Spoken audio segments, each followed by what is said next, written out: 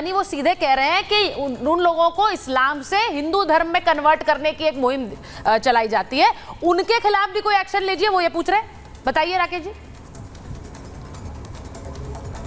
देखिए सुचरिता, भारत का संविधान इस बात के लिए प्रावधानित करता है आर्टिकल 25 कि कोई भी व्यक्ति अपने रिलीजियस प्रैक्टिसेस अपने निजी बिलीफ के आधार पर कर सकता है, किसी भी धर्म को मान सकता है, और जब किसी व्यक्ति को लगे कि उसके धर्म से ज्यादा बेहतर कोई दूसरा धर्म है तो वो उस धर्म को स्वीकार भी कर सकता है। ये स्वतंत्रता भारत के संविधान देता है, फंडामेंटल राइट के तहत देता है, और इस फंडामेंटल राइट का संरक्षण आर्टिकल 32 के तहत भारत के हाईकोर्ट और सुप्रीम कोर्ट भी करते हैं। इसमें कोई संकट नहीं है। धर्मांतरण करना हो, मतांतरण करना हो, बिल्कुल करिए, घर वापसी करनी हो बिल्कुल करिए, इसके लिए बिल्कुल छूट है, लेकिन भय से करेंगे, लोभ लालच से करेंगे, आप संगठित तौर पर इसको प्रोत्साहित करके अगर करने का प्रयास करेंगे तो निश्चित तौर पर कानून का डंडा वहां काम करेगा। कोई ये आपसे परस्पर सहमति के आधार पर विवाह कर रहा है, कोई संकट नहीं है। जैसे कई उदाहरण जो समाजवादी पार्टी के नेता गिना रहे थे, इन सारे उदाहरणों में आपसी सहमति से कोई इंटर रिलीजन मैरिज पर कोई रोक नहीं लगी है। आप स्पेशल मैरिज एक्ट के तहत ये प्रोविजन है, आप विभिन्न समुदायों के लोग, विभिन्न धर्मों के लोग आपस में विवाह कर सकते हैं, लेकिन गुड्डू पप्पू नाम बता करके अगर आप धर्म परिवर्तन के उद्देश्य से विवाह करते हैं और बाद में धर्म परिवर्तन के लिए मजबूर करते हैं, और इस तरह के सैकड़ों मामले हैं, सैकड़ों मामले जिनमें सजा दी जा चुकी है, जिसमें ट्रायल हो रहा है। आंख मूंदने से अंधेरा नहीं होता है। इस सच को स्वीकार करिए कि बड़े पैमाने पर ऐसी घटनाएं हो रही हैं, जिन घटनाओं के आधार पर यह कानून बनाने की आवश्यकता पड़ी है, और इसलिए कानून बनाया गया है। के आधार पर जब मियां बीवी राजी तो क्या करेगा काजी? कोई अंतर हाजी जी, जहाँ पर जो भगवा लव ट्रैप के तहत जो घर वापसी कराई जा रही है उन पर तो आप कुछ नहीं बोलते। तो वो नहीं बता रहे, आप बताइए।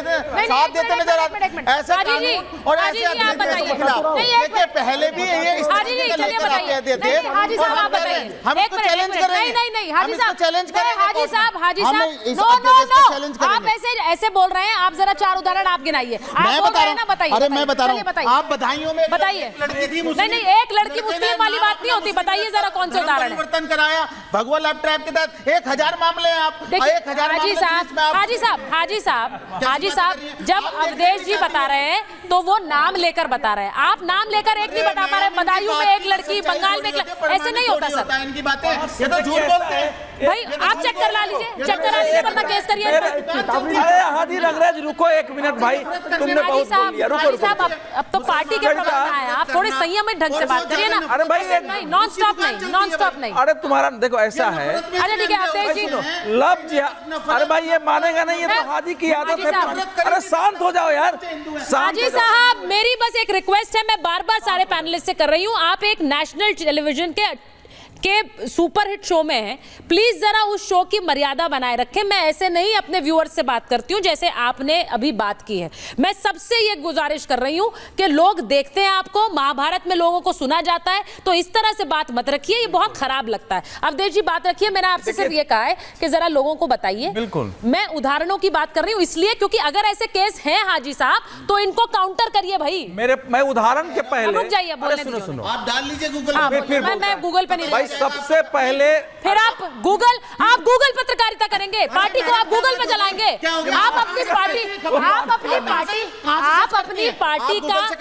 अपनी पार्टी का राय गूगल देखकर रखते हैं, तो फिर आप सोच लीजिए भाई, मैं खबर गूगल देखकर नहीं चलाती, हम प्रमाणित खबर चलाते हैं, गूगल से नहीं चलाते। चलिए अब देखिए, वो गूगल देख रहे थे, आप बताइए।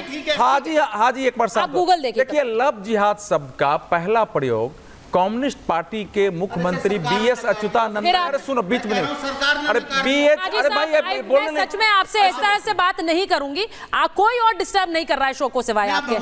नहीं तो मैं उनसे क्या पूछ रही हूँ, आप ही का सवाल पूछूं बस, और कुछ नहीं बात करूँ।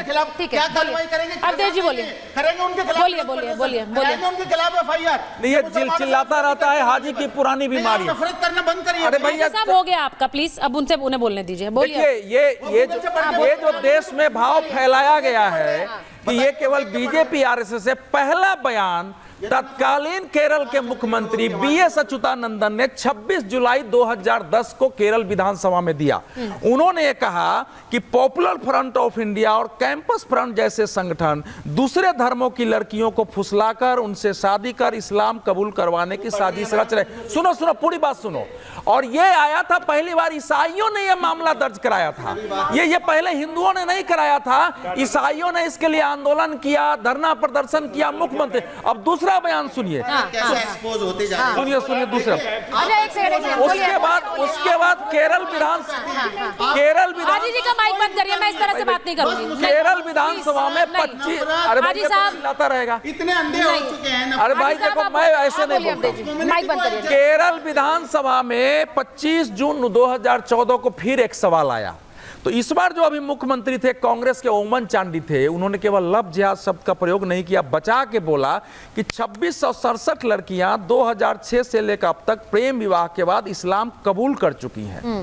लेकिन उन्होंने कहा कि मुस्लिम लड़कियों ने प्रेम विवाह के बाद हिंदू या दूसरा धर्म ग्रहण किया है, इसके हमारे पास आंकड़े नहीं है। ठीक है, अब आपने कहा कि उसके आंकड़े नहीं है। अब मैं ये मुमताज जी आपसे पूछूं, तो, क्योंकि एक मिनट आपने उनका सीधा सीधा सवाल बार बार ये आ रहा है कि यहाँ पर क्योंकि उत्तर प्रदेश है, योगी आदित्यनाथ की जो छवि है वो एक हिंदुत्ववादी मुख्यमंत्री की है। अब मुमताज जी, क्या ये एक कारण है कि योगी आदित्यनाथ अगर कानून को लेकर कोई भी बड़ा फैसला करते हैं तो उसकी मंशा पर सवाल आप लोग उठाते हैं? क्या मन में क्या ये सोच रहती है कि योगी आदित्यनाथ कर रहे हैं तो शायद वो मुसलमानों को टारगेट करने के लिए? क्योंकि ये बयान मैंने बहुत लोगों से सुना है। देखिए, ऐसा क्यों है ऐसा?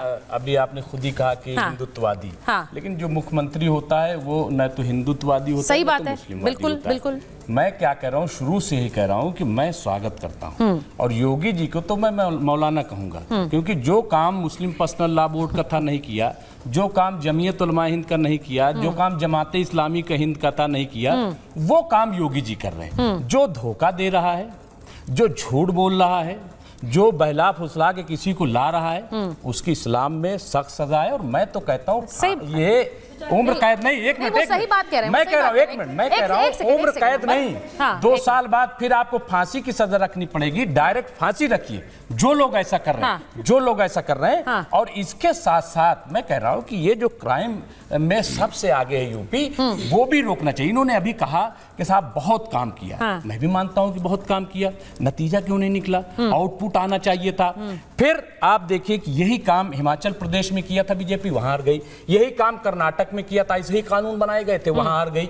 यही काम यूपी में किया, यूपी में हार गई। राकेश जी, मतलब ये कि ड्रामा करते हैं। मैं जवाब देना चाहता हूं, सिर्फ ड्रामा करते हैं। अगर इसको इंप्लीमेंट करें ईमानदारी से तो इनकी जीत और रामराज आ जाए। राकेश जी जवाब दीजिए। नहीं आ रहा है, ठीक है, हवा में रामराज। मैं सवाल का जवाब ले रहा हूं। रामराज, ठीक है रामराज, राकेश कौन मना कर रहा है? ठीक है, राकेश जी जवाब दीजिए। देखिए, सुनिए, एक तो मुमताज आलम की इस बात पर मेरी बहुत कठोर और गहरी आपत्ति है कि उत्तर प्रदेश के मुख्यमंत्री योगी आदित्यनाथ जी को ये मौलाना कह रहे हैं। उत्तर प्रदेश के मुख्यमंत्री योगी आदित्यनाथ जी गोरक्षनाथ पीठ के पीठाधीश्वर है, और इसलिए बड़ी संख्या में हिंदुओं की उनके साथ आस्था जुड़ती है, और उनको इस तरह के शब्दों से इस्तेमाल करना ये निश्चित तौर पर हिंदुओं की भावनाओं को ठेस पहुंचाना है। तो इस बात को पहले कम से कम मुमताज आलम समझ लें। इस तरह के बयान के लिए उनके खिलाफ दंडात्मक कार्रवाई हो सकती है, ऐसे बयान न दिया करें। दूसरी बात, मैं फिर ये दोहरा रहा हूं, जो तमाम हाजी बैरुद्दीन रंगरेज को परेशानी हो रही ना कि हिंदुओं की तरफ से इस तरह के आंदोलन किया जा रहा है। अरे भाई, तो इस कानून का प्रयोग आप भी करिएगा ना।